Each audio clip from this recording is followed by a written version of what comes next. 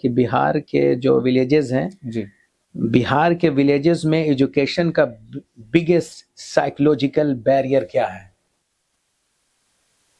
बिहार के जो विलेजेस हैं उसमें एजुकेशन का सबसे बिगेस्ट साइकोलॉजिकल बैरियर क्या हो सकता है? Again inferiority complex, again inferiority complex. Why I am explaining it, मैं आपको एक्सप्लेन कर देता हूँ कि एजुकेशन बैरियर क्या होता है। बैरियर का मतलब होता है एक रेजिस्टेंस, जी किसी काम को करने में रेजिस्टेंस आ रहा है।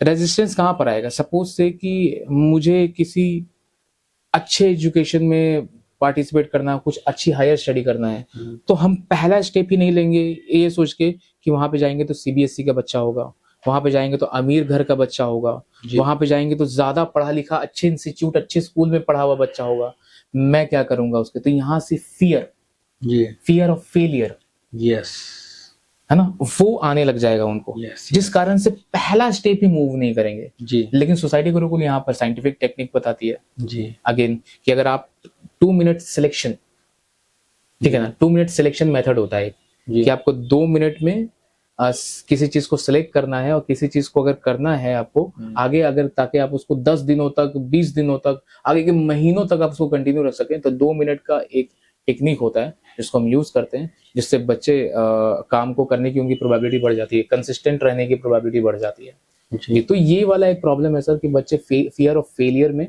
फंस जाते हैं, जिससे वो बाहर नहीं निकल पाते हैं, जी है ना, जिस कारण से ये बड़ा एक साइकोलॉजिकल बैरियर होता है बच्चों में। दूसरा सर साइकोलॉजिकल बैरियर अगर मैं बोलूं जो मुझे लगता है तो पेरेंट्स का होता है।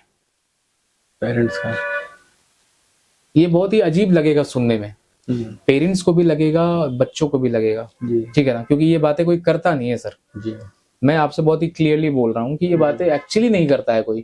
पेरेंट्स की गलती कहाँ पर होती है कि बच्चे पे वो चीजें बच्चों से करवाना चाहते हैं जो उनका कभी सपना रहा है, या फिर उस वो आइडियलाइज कर रहे हैं कि मेरा बच्चा आईएएस ऑफिसर बन जाएगा तो कितना अच्छा होगा। आपसे मिलेंगे तो, अगर आपसे मिलेंगे वो पेरेंट्स तो बोलेंगे मेरा बच्चा देश का सेवा करेगा, पर उनके दिमाग में कि मेरे बच्चे की गाड़ी के ऊपर ब्लू बत्ती जलेगी।